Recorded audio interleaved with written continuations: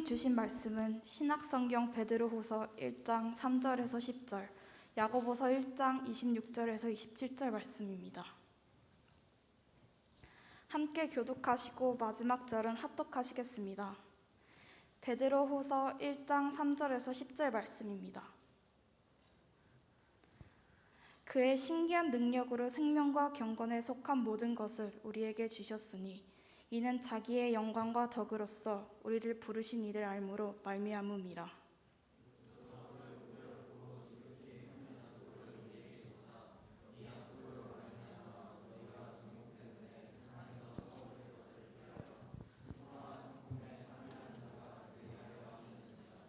그러므로 너희가 더욱 힘써 너희 믿음의 덕을, 덕의 지식을,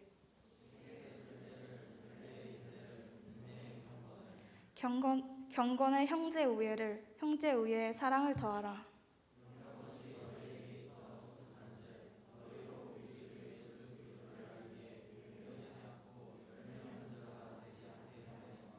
이런 것이 없는 자는 맹인이라. 멀리 보지 못하고 그의 옛 죄가 깨끗하게 된 것을 잊었느니라.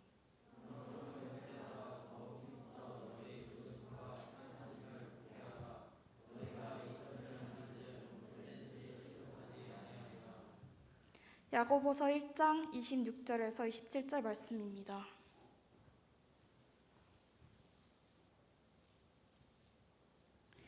누구든지 스스로 경건하다 생각하며 자기 혀를 제갈 물리지 아니하고 자기 마음을 속이면 이 사람의 경건은 헛것이라. 하나님 아버지 앞에서 정결하고 더러움이 없는 경건은 곧 고아와 과부를 그 환난 중에 돌보고 그 자기를 지켜 새 속에 물들지 아니하는 그것이니라. 아멘. 아멘. 우리 옆에 분하고 잠깐 우리 눈인사라도 함께 하고 우리 말씀 들을까요? 옆에 분 바라보면서 한 살 더 먹으니까 좋니? 인사할까요? 네, 새해 지났는데 우리 한 살 더 먹으니까 어때? 세뱃돈 많이 받으셨어요? 평소보다 수확이 적었나요? 네. 세뱃돈 받을 때가 행복한 겁니다. 세뱃돈 줘야 되는 상황이 생기면 여러분 부담스러워지는 상황이 생겨요. 그렇죠? 여러분 받을 때 마음껏 받으세요. 올해 코로나 때문에 많이 친척들을 많이 못 만나서 좀 아쉽긴 하지만 또 그런 즐거움의 시간들을 여러분이 젊은 시절에도 많이 즐기셨으면 좋겠습니다. 지난 주간 설 명절 때문에 좀 바쁘셨긴 할 텐데 혹시 말씀 암송 혹시 하셨던 분이 있는지 한번 체크해 볼게요. 목요일 말씀 하셨던 분. 네. 목요일 말씀 뭐였죠? 네. 나오시겠어요? 주은영제? 시편 22편 24절 말씀 우리 한번 볼까요? 주은영제가 잘 외웠는지.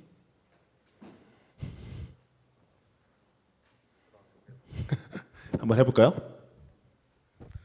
그는 공고한 자의 공고를 멸시하거나 싫어하지 아니하시며 그의 얼굴을 그에게서 숨기지 아니하시고 그가 울부짖을 때 들으셨도다. 시편 22편 24절 말씀. 아멘. 네. 여기 받아가세요. 네, 축하합니다. 네. 열심히 하셨습니다. 축하합니다. 어려운 건데 금요일 날 하신 분. 금요일 본문 하신 분. 금요일 게 제일 길어요, 사실은. 지난주에 금요일 게 제일 길었어요. 토요일 가신 분. 토요일 거. 월화는 안 할래요. 월화는 너무 짧아서. 다음 주 기대하세요. 다음 주는 이번 주 여러분 예배 주보 순서에 보면 월요일부터 토요일까지 말씀 구절이 나와 있어요. 여러분 보시고 다음 주는 월화수목금토 다 점검을 해볼게요. 한번 혹시 할 수 있는 대로 한번 해볼게요. 하실 수 있는 분들은 하시고 이것만 한 절만 해야 되지 이러지 마시고 한 절이라 좋으니까 하라는 얘기지만 한 절만 해야지 이러지 마시고 꼭 같이 말씀을 통해서 여러분의 삶이 더 풍성해지는 은혜가 되시길 바랍니다. 네. 자, 신앙생활을 하다 보면 주로 우리 듣는 용어들이 있습니다. 제일 많이 듣는 용어들 구원, 또 복음, 또 은혜, 사랑 뭐 이런 것들 있죠. 이건 사실은 다른 동네 가서는 못 듣는 표현들이 많아요. 기독교에서만 듣는 표현들이 많습니다. 그런 많은 표현들 가운데 우리가 친숙한 표현들도 있지만 좀 덜 친숙한 표현들도 있어요. 그 중에 오늘 주제인 경건에 대한 표현도 있습니다. 근데 경건이 그렇게 익숙하게 다가오진 않습니다. 왜냐하면 경건이란 딱 정의를 딱 이거다라고 딱 해주는 게 사실 잘 없거든요. 그래서 경건이란 걸 제가 여러분들 표현 가운데 이런 게 경건한 예배, 경건한 묵상, 경건한 그리스도인 이런 표현을 쓰긴 하는데 굳이 경건이란 말을 어떻게 표현해야 될지 잘 몰라서 제가 한번 국어사전을 한번 찾아봤어요. 이 경건이라는 표현을 찾아봤더니 이렇게 돼 있더라고요. 어떤 것을 소중히 받들고자 하는 데가 있어 엄숙하다. 또 두 번째로 굳세고 튼튼하다. 이건 우리가 사실 그리스도인들이 바라보는 경건의 뜻은 아닙니다. 그래서 기독교 서적을 좀 찾아봤어요. 기독교 서적에는 경건이 뭐라고 나와 있을까? 그러니까 어떤 책에 이렇게 돼 있어요. 하나님 앞에 사는 삶, 하나님 앞에서 사는 삶을 경건이라고 한다. 또 어떤 책에서는 경건이란 하나님께서 인간 안에 새기고 만들어 놓으신 것으로 인간이 육적인 존재에서 영적인 존재가 되는 것. 즉 동물에서 사람이 되어 가려면 경건이라는 게 필요하다라는 얘기를 하더라고요. 또 그 책에 자세히 보니까 이렇게 돼 있어요. 좀 어려운 부분인데요. 한번 제가 읽어볼게요. 경건은 사람들의 마음에 새겨진 영적인 것을 말하는 것으로 실제적이고 내적이며 초자연적이며 전체적이며 열정적이다. 영광스러운 것이며 영구적인 것이다. 그래서 경건은 갑작스러운 행위가 아니라 습관이어야 한다. 좀 어려운가요? 여기 이제 오늘 본문 말씀 여러분과 함께 나누고 싶은 말씀의 포인트가 사실 살짝 여기 있는데요. 힌트가 경건은 우리가 생각했을 때 여기 내적인 걸로 생각했는데 경건 좀 전에 뭐라고 하면 갑작스러운 행위가 아니라 습관이다라고 얘기해요. 행함에 대한 부분들을 얘기하고 있는 거예요. 좀 한번 우리가 좀 전에 읽었던 야고보서 1장 우리 어려울 때는 기독교 서적이 우리가 쉬우려고 성경이 좀 어려울 때 기독교 서적을 보거든요. 근데 기독교 서적이 도리 어렵다 싶으면 다시 성경으로 돌아오면 돼요. 성경 우리 1장 26절 야고보서 1장 26절을 한번 다 같이 한번 보겠습니다. 같이 한번 볼까요? 누구든지 스스로 경건하다 생각하며 자기 혀를 재갈 물리지 아니하고 자기 마음을 속이면 이 사람의 경건은 헛것이라. 아멘. 야고보가 쓴 서신이에요. 야고보가 누구한테 쓴 서신이냐면 1장 앞에 부분을 보시면 뭐라고 쓰냐면요. 1장 1절에 하나님과 주 예수 그리스도의 종 야고보는 흩어져 있는 12지파에게 문안하노라 라고 되어져 있어요. 무슨 얘기냐면 안 믿는 사람들 또는 생전 처음 그리스도인들 그런 사람들에게 전하는 게 아니라요. 이미 알려진 사람들 12지파들 너희들 오랫동안 신앙생활하는 너희들에게 내가 편지 문안한다. 그러니까 이 편지를 받는 사람들은 처음 예수 그리스도를 믿는 사람들이 아니라 이미 기독교인으로서 그리스도인으로서 오랜 신앙생활을 해왔던 사람들이에요. 그런 사람들에게 너 경건한 줄 알았지? 너 아니야. 너 경건 헛된 거야.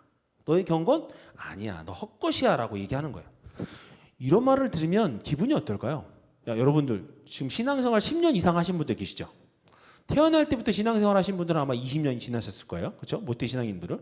근데 신앙생활을 그렇게 하셨는데 예수님이 갑자기 나타나셔서 너 누구냐? 이렇게 물으신다면 너 지금까지 신앙생활 너 예수 믿는 거 맞냐? 라고 물어보신다면 여러분 기분이 어떨 것 같아요? 이렇게 뻥 맞는 거 아니에요? 그렇죠? 난 열심히 주일날 예배 왔고 말씀도 보고 기도도 했고 나름대로 좀 뭔가를 해보려고 했는데 내 신앙 꽝이래. 아니래. 이런 기분 들면 정말 기분 뭐 같을 거예요. 그렇죠? 오늘 야고보서의 대상이 이 편지를 받는 대상이 바로 그런 사람들이니까 너 정말 열심히 했지. 열심히 했다고 생각했지. 너 아니야. 너 그거 아니야. 라고 얘기하고 있는 거예요. 오늘 그래서 여러분들과 함께 이 말씀을 나누면서 저는 여러분과 이걸 생각해 보고 싶어요. 내가 진짜 내 믿음이 건강한 것인지 나는 정말 하나님 보시기에 경건한 사람으로 살아가고 있는지를 한번 점검해 봤으면 좋겠어요. 자, 그래서 이제 경건이라는 부분을 좀 생각해 봐야 되는데요. 야고보서 1장에 나오는 하나님께서 기뻐하시는 경건은 크게 세 가지를 볼 수 있습니다. 첫 번째 먼저 뭐냐면요. 스스로 자기 혀를 통제하는 사람이에요. 26절 좀 전에 여러분이 읽으셨던 걸 보면 누구든지 스스로 경건하다 생각하여 자기 혀를 재갈 물리지 아니하고 라고 되어져 있습니다. 그럼 재갈이란 말이 무슨 말이에요? 재갈이란 말이 이렇게 국어사전을 찾아보면 이렇게 있더라고요. 첫 번째, 소리를 내지 않도록 사람의 입에 물리는 물건. 아무도 또 뭐라 이렇게 묶어놓는 거. 근데 이제 뭐 경건을 아무 말도 안 하면 안 되니까 요거는 해당되지 않을 것 같고, 두 번째 뜻에 맞는 것 같아요. 두 번째 뜻이 뭐냐면요, 말, horse죠, 말, 따가닥 따가닥. 그 말을 다루기 위해 말의 입에 가로 물리는 쇠로 된 물건. 여러분 생각하시죠? 경주마 할 때 이렇게 물려 있는 거. 자, 첫 번째 두 번째인 이 말에 재갈 물리는 이유가 뭡니까? 말에게 이렇게 재갈을 물려가지고 이 말을 고삐를 잡는 이유가 뭐예요? 주인인 사람이 이 발을 자기가 원하는 데를 끌고 가고 싶어서 재갈 물리는 거죠. 그렇죠? 말이 뭔 말을 하겠어요? 히히밖에 할 게 없는데 그 말을 못하게 하는 게 아니라 이걸 물 거야 내가 가고 싶은 대로 멈춰라 서라 왼쪽으로 가라 오른쪽으로 가라 조절하기 위해서 재갈을 물린다는 얘기 아니에요. 그렇죠? 이 재갈을 물리는 걸 그대로 좀 전에 우리가 얘기해서 그 말씀의 본문으로 돌아가다 보면 결국은 뭐예요? 하나님에 의해 통제되는 사람을 얘기하는 거예요. 하나님의 말씀에 의해서 통제되는 말에 혀에 재갈 물리는 거. 그걸 혀에 재갈 물린다고 하는 거예요. 근데 왜 하필이면 손에 재갈 물려도 되고 발에도 재갈 물려도 되고 하필이면 혀에다 재갈을 물릴까? 하나님이 통제를 하시는데 이유가 뭘까? 자, 우리가 아프면 어디 가죠? 병원에 갑니다. 병원에 가면 선생님이 제일 먼저 뭐예요? 아세요 그러죠. 아 하면 뭐 봐요? 나무로 할 경우도 있지만 쇠 같은 걸로 이렇게 해갖고 보죠. 어디 봐요? 어디 봐요? 혀 봐요. 혀. 제일 먼저 혀를 보고요. 그 다음에 이제 영국에 안에 있는 후두들을 보고 다 봅니다. 혀를 보는 이유가 뭐예요? 혀를 보는 이유가 제일 먼저 혀를 보는 이유가 여러분은 모르지만 혀에 인간의 건강 상태를 가장 잘 증명해 주는 게 혀래요. 여러분 혓바늘 날 때 있죠. 뭐 할 때요? 몸이 피곤하고 지치고 힘들 때 혀가 검붉어질 때가 있어요. 이렇게 그냥 선홍색일 때가 있는데 검붉어질 때가 있어요. 부을 때가 있어요. 뭔가 물집이 잡히는 경우가 있어요. 다 여러분의 몸 상태를 뭐가 표현해 주는 거예요? 이 작은 기관인 혀가 표현해 주는 거예요. 그래서 혀를 먼저 보는 거예요. 우리 내부 사진은 이런 거 다 찍기 전에 먼저 혀를 보는 이유가 그렇다는 얘기예요. 거꾸로 이걸 영적인 부분으로 해석해자 보면 내가 살아가고 있는 부분에서 육체적인 의사가 보는 혀가 있는 것 반면 하나님 입장에서 내 영적인 것을 볼 때 나의 영혼, 나의 생각, 나의 삶, 나의 인격 이런 것들을 볼 때 제일 먼저 뭘로 보는 거예요? 내 이 혀. 이 육체적인 혀가 아니라 이 혀로부터 나오는 말을 보는 거죠. 어느 집사님이 계세요. 너무 신앙이 좋으세요. 기도도 잘하시고요. 말씀도 공부도 너무 많이 하셨는지 똑똑해요. 뭘 얘기하시면 잘 대답해요. 교회에서 봉사할 때 여기 다 들어가서 다 봉사하죠. 교회에서 1등 섬김이에요. 그런데 사람들이 그분하고만 말을 하고 오면 시험 들어. 그분하고만 말하고 나누면 대화를 나누고 나오면 막 진이 빠지고 막 너무 힘들어. 마음이 불편해. 어찌나 상대방을 배려하지 않고 말을 막해 대시는지 영적인 상황이나 영적인 능력으로 보면 교회에서 잘 훌륭하게 일을 감당하실 것 같은데 그분하고 교제만 하고 오면 너무 힘들어지는 나의 모습, 우리의 모습을 볼 때 그렇게 얘기할 때 지금 이 말씀을 우리가 기준으로 본다 그러면 그분의 혀는 입에서 나오는 말로 인해 사람들에게 상처를 주고 거부감을 주고 라고 한다면 그분은 신앙이 좋을지 모르겠지만 경건한 분이라고 말하기는 어렵다는 얘기예요. 그분이 신앙이 없다는 얘기가 아닙니다. 그다음에 그분이 하나님과 친하지 않다는 얘기가 아니에요. 그분이 경건함의 부분에 있어서 문제가 있다는 걸 얘기하는 거예요. 그러니까 건강한 신앙인으로서 문제가 있을 수 있다는 얘기죠. 결국 무슨 말이냐면 내 혀를 잘 통제하지 못하면 경건함의 부분이 문제가 생길 수 있다라는 걸 얘기하는 겁니다. 여러분이 잘 알고 있듯이 이 새치혀, 우리 속담으로도 얘기하죠. 새치혀는 사람을 살리기도 하고 죽이기도 한다. 그죠? 이 혀가 여러분이 만약 하나님에 의해서 통제를 받고 있다면 누군가를 만나서 여러분의 혀로, 여러분의 말로 누군가를 생기를 주고 생명을 주고 능력을 주고 한다면 또 이 나의 말과 대화를 통해서 누군가가 살아난다면 그 영혼이 심폐소생술을 통해서 막 살아나는 은혜가 있다면 여러분은 경건한 사람인지를 볼 수 있는 훌륭한 잣대가 된다는 얘기예요. 자, 첫 번째는 우리의 혀를 통제하는 거죠. 두 번째는 뭘까요? 두 번째 하나님께서 생각하시는 경건이라는 것은 연약한 이웃을 돌보는 긍휼한 마음이 있는 사람이 경건한 사람입니다. 오늘 본문 말씀 27절 말씀입니다. 좀 전에 여러분이 읽으셨던 27절 말씀 우리 함께 같이 읽어보도록 하겠습니다. 같이 읽습니다.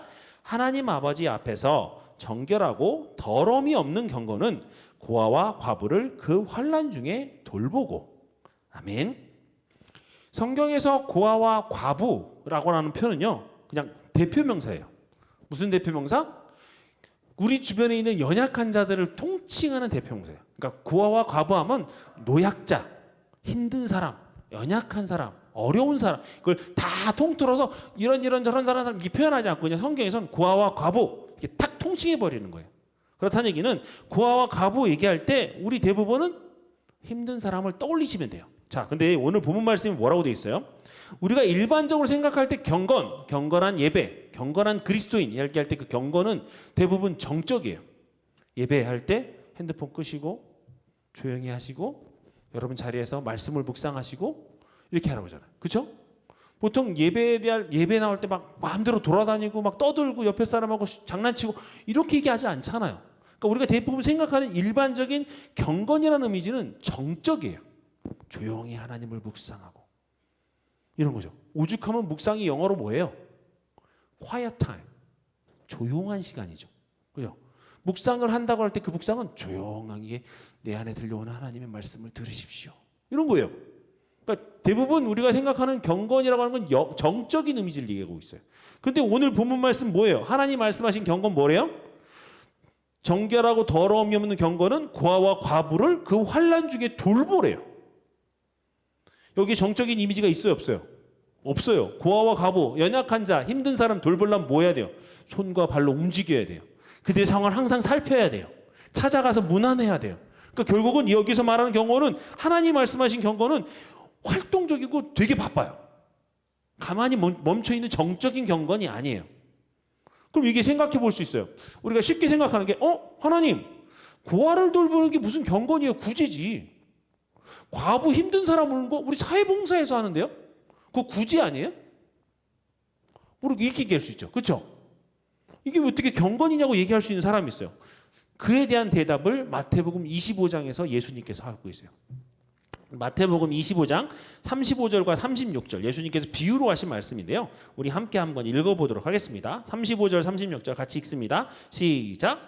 내가 줄일 때 너희가 먹을 것을 주었고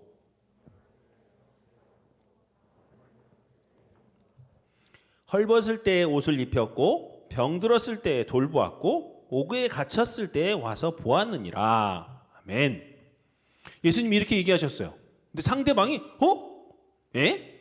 뭐요? 예수님이 언제 헐벗으셨어요? 이렇게 이제 도리어 놀라서 표현을 해요. 37절, 38절 말씀이에요. 우리 같이 한번 읽습니다. 37절, 38절 말씀. 이에 의인들이 대답하여 이르되 주여 우리가 어느 때에 주께서 줄이신 것을 보고 음식을 대접하였으며 목마르신 것을 보고 마시게 하였나이까? 어느 때에 나그네 되신 것을 보고 영접하였으며 헐벗으신 것을 보고 옷 입혔나이까? 이 사람들 입장에서는 놀란 거죠. 언제 주님이 배고프다고 저한테 먹을 걸 달라고 그랬고요. 언제 저한테 춥다고 옷 달라고 그러셨어요. 저 한 번도 본 적도 없는데요. 예수님 저 지금 처음 봤는데요. 이렇게 얘기하고 있는 거예요. 이해되시죠? 여러분이 만약에 예수님이 나타나서 여러분이 들으시면 저 예수님 오늘 처음 봤는데요. 이렇게 얘기할 거 아니에요. 그런데 마지막으로 40절에 주님이 이렇게 얘기하세요. 40절 봅니다. 임금이 대답하여 이르시되 내가 진실로 너희에게 이르노니 너희가 여기 내 형제 중에 지극히 작은 자 하나에게 한 것이 곧 내게 한 것이니라 하시고. 아멘. 아멘. 예수님이 뭐라고 얘기하셨어요? 나한테 한 게 아니라 우리 형제 중에서 지극히 작은 자, 아까 뭐예요? 고아와 과부로 대변되는 아주 연약한 사람, 그 한 사람에게 네가 옷 갖다 주고 배고팠으면 먹을 거 주고 춥다 그러면 뭘 더해주고 이렇게 관심 물고 살펴줬던 게 결국 누구한테 한 거라고? 예수님한테 한 거라고요. 나한테 한 거래요. 이게 결국 뭐예요? 이게 아까 얘기했던 더럽지 않고 정결한 경건. 아까 야고보서 1장 27절에 더러움과 정결함이 그렇게 가득 찬 경건. 이거보다 더한 경건이 어디 있어요? 결국 참된 경건이라고 하는 것은 우리 주변의 세상이 별로 주목하지 않는 고아와 과부로 대변되는 연약한 자들, 연약한 이웃에게 대해서 마음을 다해 행동하는 것이 주님을 섬기는 행위라고 예수님께서 직접 말씀하신 거예요. 두 번째 경건 이해되시나요? 자, 그럼 세 번째 경건 가겠습니다. 마지막 세 번째 경건은 뭐냐면요, 하나님께 생각하신 세 번째 경건의 사람은 이 타락한 세상에 대해서 자기를 지켜 세속에 물들지 않는 사람을 세 번째 경건이라고 합니다. 27절 말씀 다시 한번 보겠습니다. 마지막 후반부인데요, 고아원 하원 중에 돌보고 또 다시 마지막 또 자기를 지켜, 같이 읽습니다. 또 자기를 지켜 세속에 물들지 아니하는 그것이니라. 아멘. 뭐라고요? 여기서 말하는 세속이 뭐예요? 타락한 세상이죠. 우리가 알고 있는, 또 세상 TV에도 열심히 나오고 있는 더러운 세상의 물질, 문화, 뭐 세계 뭐 방탕한 거, 더러운 거, 속된 거, 이런 것들을 다 통틀어서 세속이라고 표현을 해요. 그 세속에 뭐 한다고요? 속하지 않는, 그 속에서 물들지 않는. 그러니까 우리가 살고 있는 세상은 분명히 우리가 발로 딛고 있는 이 땅은, 이 땅 맞아요. 이 세상 맞아요. 그런데 여기에 물들지 않는다는 건 이 안에 있는 물이 나한테 들어오지 않는 걸 얘기하는 거예요. 제가 예전에 그리스도인의 삶이라는 부분에 대해서 바다와 배에 대한 설명을 한번 한 적이 있어요. 그리스도인들은 바다라는 세상 가운데 살아가요. 그리스도인 배는, 우리가 배된 신분이라면 그리스도인으로서 바다라는 게 있어야 배가 돌아다닐 수 있잖아요. 그러니까 세상은 존재해야 돼요. 근데 세상에 있는 바닷물이 배 안으로 들어오는 순간, 우리는 그 배를, 바다 위를 다녀야 되는데 그 바닷물이, 세상 물이 배 안으로 들어오는 순간 배는 어떻게 돼요? 썩기 시작하죠. 구멍 나기 시작하고요, 시간이 지나면 침몰해져 가는 거예요. 그러니까 결국은 우리는 바다 위를 다녀야지만, 다녀야 하는 건 맞지만 그 바닷물이 우리 안으로 들어오는 건 철두철미하게 막아내야 돼요. 그래야 우리 인생, 우리 배의 수명이 좀 더 건강하게 오래오래 항해할 수 있는 거예요. 배가 물에 들어오는 걸 전혀 씻겨내지도 않고, 배가 바닷물이 들어오는 걸 전혀 거부하지도 않으면 결국 배는 구멍 나거나 썩거나 둘 중에 하나로 자기 수명 다 하지 못하고 침몰해 버리는 거예요. 바닷속에 꼬르륵 빠져버리는 거죠. 그게 세상에 함몰되어져 버리는 그리스도인이 되는 거예요. 그리스도인이 사실 진짜 그리스도인이 아니죠. 그 얘기를 제가 여러분에게 했던 거 기억하시는지 모르겠어요. 마찬가지로 우리가 사는 세상은 정말 우리가 삶이 필요해요. 슈퍼도 가야 되죠. 먹을 거를 음식점도 가야 되고 사람들과 만나야 해요.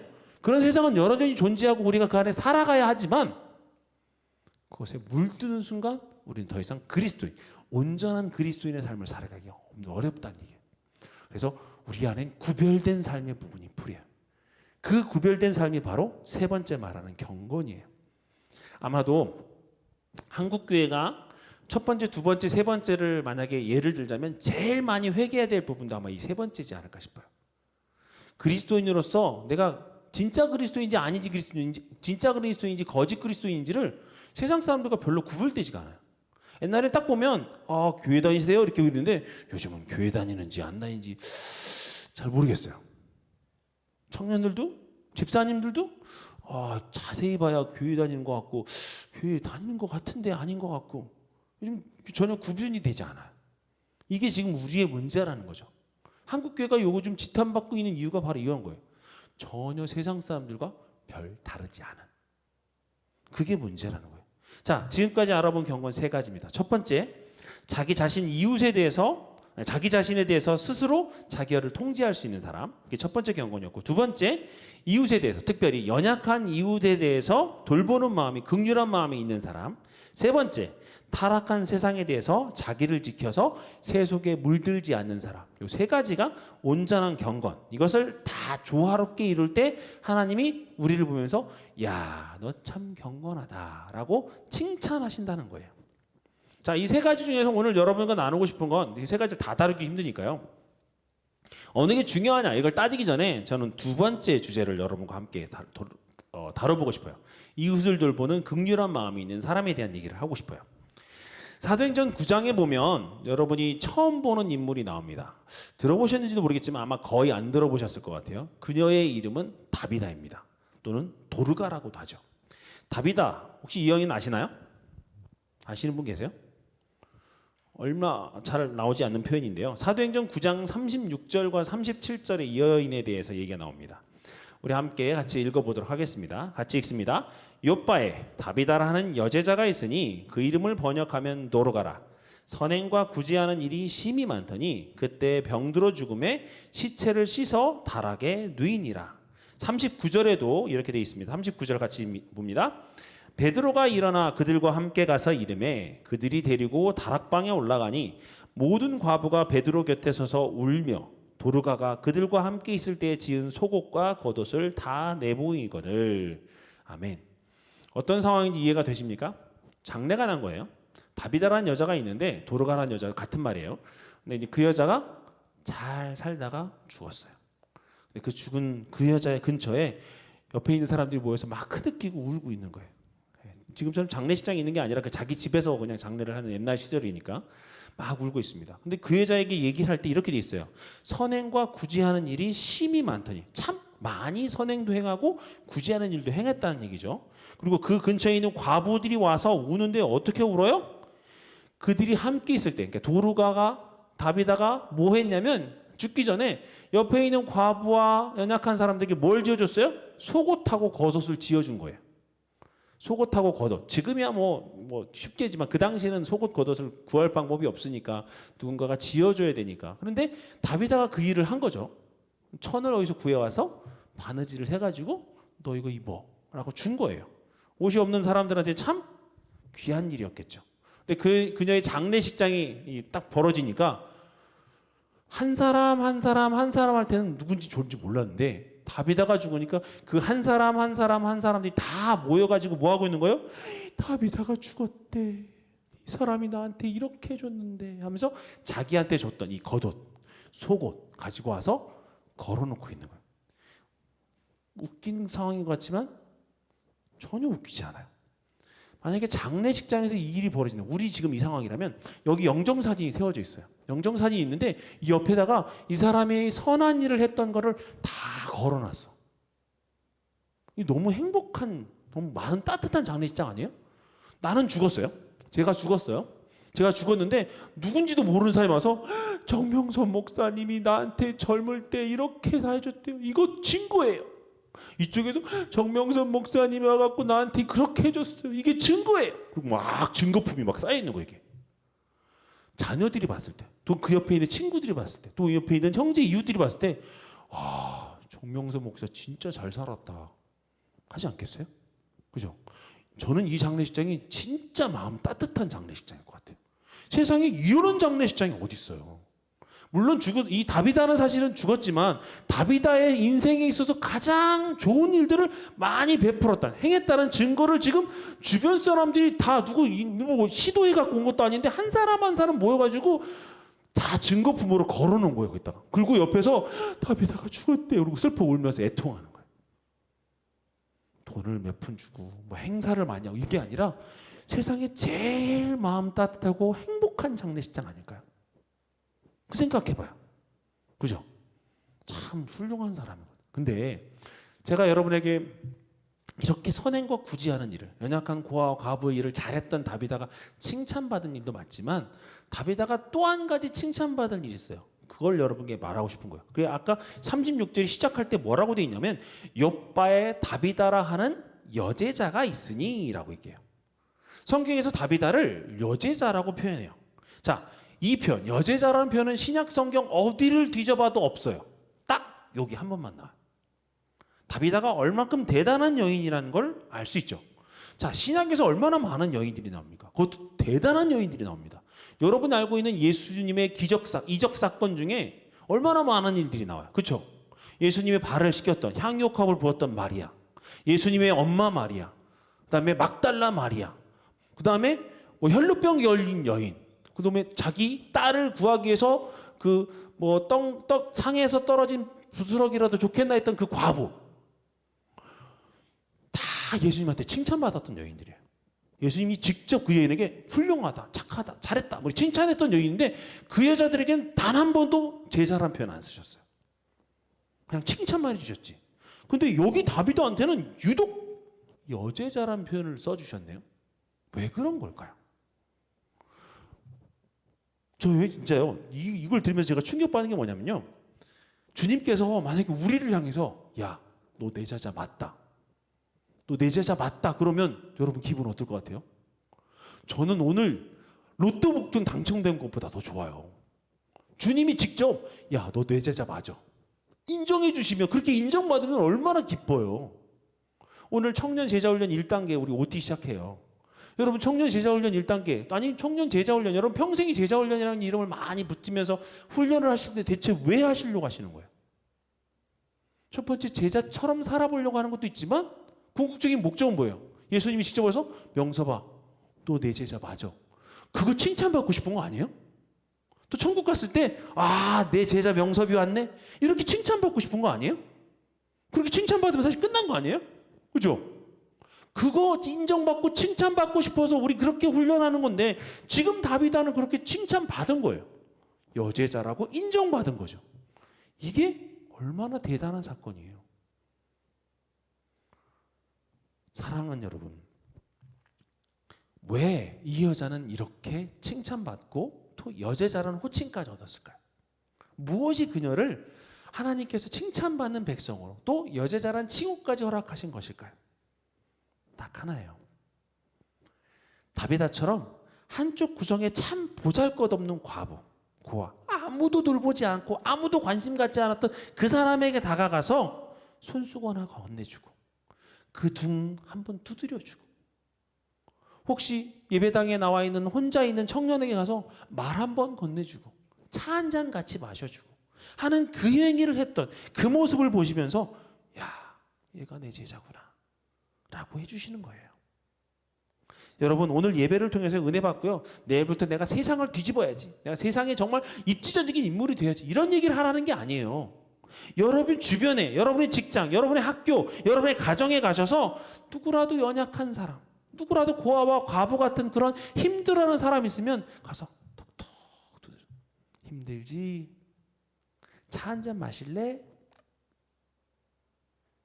건네주는 그 행위, 건네주는 그 마음, 그 하나가 주님께서 너 내 제자 맞구나 라고 말씀해 주신다는 얘기예요.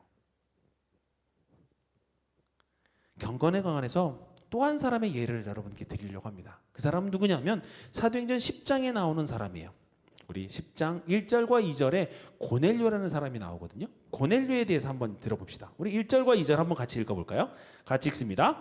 가이사라에 고넬료라 하는 사람이 있으니 이달리아 부대라 하는 군대의 백부장이라. 그가 경건하여 온 집안과 더불어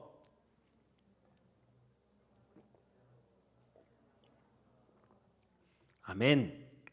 여기 보니 고넬료는 경건한 사람이라고 했는데 경건한 이유를 세 가지를 얘기해요. 첫 번째는 뭐냐면 하나님을 경외했대요. 두 번째는 백성을 많이 구제했대요. 세 번째 마지막으로 하나님을 항상 기도했대요. 정리하자면 얘기하면 결국 뭐예요?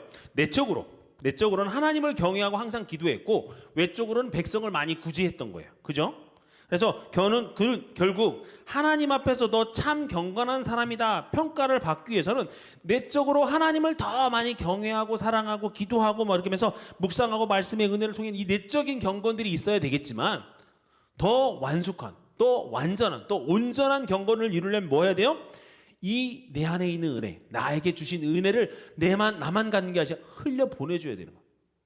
예수 그리스도의 십자가의 은혜가 결국은 나 혼자만 갖는 게 아니라 누군가에게 흘려보내야 될 때 진정한 십자가의 능력이 나타나는 것처럼 지금 내 내적인 나 혼자만 잘 감당하고 나 혼자만 은혜 받고자 하는 그 내적인 경건에만 쌓여 있다면, 집중하고 있다면 내 안에 썩어간다는 얘기죠. 여러분이 언젠가 하나님을 향한 갈망이 없어진 게 아니에요. 하나님을 향한 갈망, 하나님을 향한 은혜가 떨어진 게 아니라 하나님, 목사님 힘들어요 할 때 대부분은 결국 뭐냐면 내가 하나님을 열심히 찾았던 것도 있지만, 열심히 안 찾은 것도 있지만 그걸 함에도 계속 매너리즘에 빠지고 문제가 생긴 건 결국 흘려보낼 데가 없는 거예요. 내 안에 쌓여있고 쌓여있다 보니 이 컵 안에서 계속해서 물이 고여 있어서 썩어져 가는 거예요. 이거를 비워야 또다시 채워주시지. 이걸 자꾸 흘려보내줘야 하나님이 또 공급해 주시죠. 그래서 경건을 얘기할 때 하나님을 갈망하는 경건도 있지만 흘려보내야 될 경건이 있는 거예요. 우리 안에 흘려보내야 될 경건으로 말미암아, 그 은혜로 말미암아 만약에 더 넘치는 은혜가 넘쳤다면, 여러분 그 은혜를 한 번이라도 경험해 봤다면 여러분 그렇게 살지 않았을 거예요. 우리도 고넬료처럼 하나님 앞에 경건한 사람이라고, 또 여제자라고 평가받았던 다비다인 여인처럼 주님께 받은 사랑을 흘려보내줘야 되지 않을까요? 누구에게? 우리 주변에 있는 연약한 이웃에게. 저는 우리 교회가 이런 다비다 같은 따뜻한 사람, 또 고넬료 같은 이방인이지만 하나님께 인정받았던 이런 인물이 많아졌으면 좋겠어요. 사실 제가 이 말씀을 준비하면서 제가 뜨거웠던 이유가 있어요. 제가 오랫동안 소망하는 교회의 모습이 여기 담겨져 있는 거예요. 제가 만약에 하나님께서 저한테 은혜를 주셔서 어떤 기회를 주셔서 제가 이제 중심으로 목회하는 교회를 만약에 할 수 있게 해주신다면 전 이런 교회 만들고 싶어요. 여러분 생각해 보십시오. 교회가 처음 생겨났을 때, 우리나라에 처음 교회 생겼을 때를 돌아보시면 1900년 초반 아픈 병자 누가 치유했는지 아세요? 병자들이 생기면 누구한테 아무도 돈이 없어서 또는 힘든 사람들 누가 치유해 주지 아세요? 우리나라에 찾아왔던 의사, 선교사님들이 하셨어요. 그분들이 재중원을 짓고 교회란 이름 대신에 병원이란 이름으로 그분들이 치료해 주셨어요. 그리고 거기서 복음 증거하셨어요. 제일 먼저 연약한 자들, 그때만 해도 양반 세도가들은 다 치료받았어요. 돈 있는 사람은 다 치료받았어요. 근데 아무도 돌보지 않는 사람들, 돈이 없어서 한약방도 약방도 먹다 하는 사람 누가 치료해 줬어요? 의사 선교사님들이 해주셨어요. 누가 한 거예요? 교회가 한 거예요. 한국 전쟁에 많은 피난민들이 생겼어요. 어른들은 피날 길이라도 생겼지. 고아들, 어린아이들 누가 챙겼어요? 교회가 챙겼어요. 교회가 제일 먼저 교화원 만들어서요. 그 아이들을 케어하고 먹을 걸 주고 그 아이들을 세상에 필요한 사람으로, 세상에 살아갈 만한 사람으로 양육하고 키워내서 보냈어요.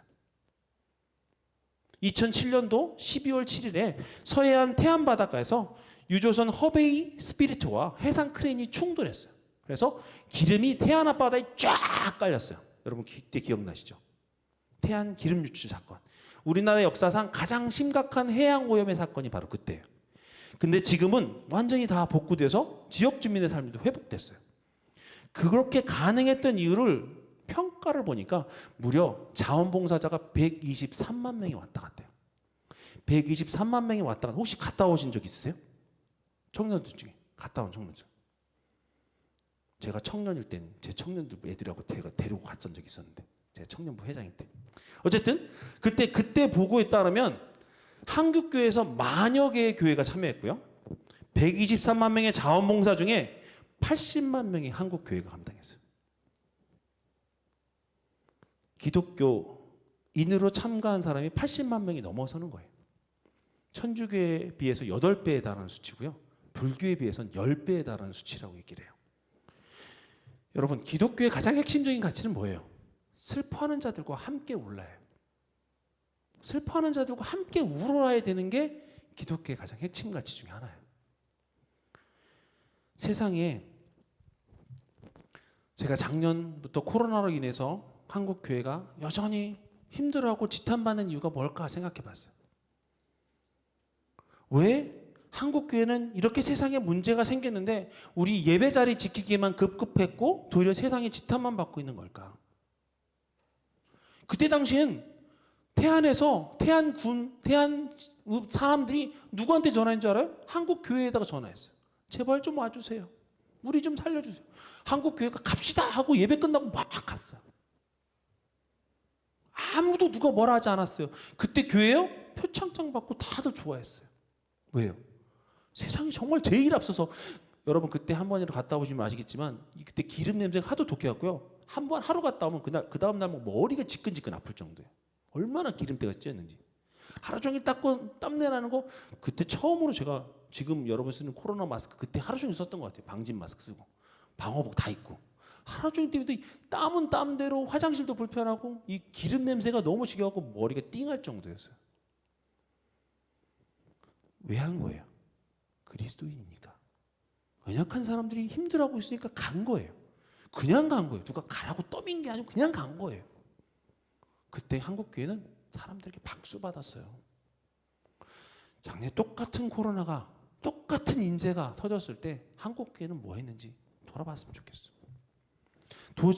도대체 이런 상황 가운데서 우리가 세상에 지탄받는 이유는 뭘까? 돌아봤을 때 한국교회가 우리 교회가 하나님 말씀하신 이 온전한 경건을 제대로 세우지 못했을까 하니까 도리어 예수님께서는 분명 가난하고 병들고 소외받고 갇힌 자들의 친구가 되어주셨는데 교회는 그들의 고통을 외면했어요. 어느 순간인가 우리가 주님의 제자라고 얘기하고 있고 주님의 은혜 받은 자라고 얘기하고 있지만 예수님께서 걸어가신 길을 따라서 온전한 경건의 삶을 살아가는 참 제자의 삶을 살아가지 않고 있다는 얘기죠. 돌아보셨으면 좋겠어요. 우리의 예배의 경건, 정적인 경건, 그거 넘어서셔야 돼요. 예수님의 행하심을 따라서 외적인 경건을 이루고자 노력하는 참된 그리스도인의 삶을 우리가 이루어야 하지 않을까요? 경건은요, 절대 그냥 이루어지지 않아요. 경건은 그냥 앉아서 예배한다고만 경건한 삶을 살아가는 거 아니에요. 우리가 말하는 경건을 넘어서 하나님이 기뻐하시는 경건은 우리 삶의 헌신과 노력이 필요한 거예요. 그것도 자발적인 헌신과 노력이 필요해요. 교회가 이렇게 하자니까, 교회가 봉사하자니까, 교회가 전도하자니까, 교회가 마스크 나눠주고, 우리 작년에 했잖아요. 마스크 나눠주고 힘든 거 하자니까, 그래 나도 그때 유해야 되는 게 아니라 그때도 당연히 해야 되겠지만 내 삶의 구석구석에서 연약한 사람들을 쳐다보고 그 연약한 사람들 찾아보고 힘들어하는 자에게 다가가 보려고 노력하는 그런 외적인 경건이, 우리 삶에서 흘려보내는 경건이 필요하다는 얘기예요. 그렇게 살아야만 예수님께서 너 내 제자 맞다. 야, 너 내 제자구나 라고 얘기하시는 거예요. 단지 개인적으로 이기적으로 나 혼자 천국 가면 돼, 나 혼자 구원받으면 돼, 끝나는 게 아니라 하나님이 기뻐하시는 일이 뭔지를 생각해 봐야죠. 하나님이 이 땅에 교회를 세우시고 우리를 그리스도인으로 부르셔서 이 땅의 사람들을 위해서 뭘 하라고 하시는지를 여러분 기억해야죠. 나 혼자 예수님 잘 믿어서 천국 가라고요? 여러분 잘못 생각하신 거예요. 하나님 절대 여러분을 그렇게 부르신 거 아니에요. 여러분을 통해서 여러분의 주변 사람들이, 여러분의 환경 속에 있는 연약한 자들이 하나님의 사랑을 경험할 수 있는 여러분의 축복의 통로가 되길 바라는 마음으로 여러분 부르신 거예요. 그렇다면 그런 경건의 모습을 내 삶에서 살아내야죠. 그런 경건의 모습을 나를 통해서 더 하나님의 사랑과 은혜가 흘러갈 수 있는 진짜 경건의 삶을 살아내셔야죠. 그런 삶을 살아내시는 여러분들 되셨으면 좋겠어요. 우리 내적인 경건을 통해 하나님과의 관계의 끈이 더 풍성해짐 뿐만 아니라 우리를 통해 가난한 자들의 이웃이 되어라 말씀하신 주님의 말씀을 시원케 해드리는, 그래서 우리의 외적인 경건과 함께 더 풍성해짐과 함께 더 경건의 모습이 완성되어져 가는 그런 역사적인 의미의 삶이 여러분 삶의 구석구석에 계속해서 일어나기를 주님의 이름으로 간절히 축원드립니다. 이 시간 우리 함께 기도하도록 하겠습니다. 오늘 들은 말씀 가지고 우리 함께 기도했으면 좋겠는데요. 여러분, 예수님은 분명 우리에게 가르쳐 주셨어요. 내 마음을 다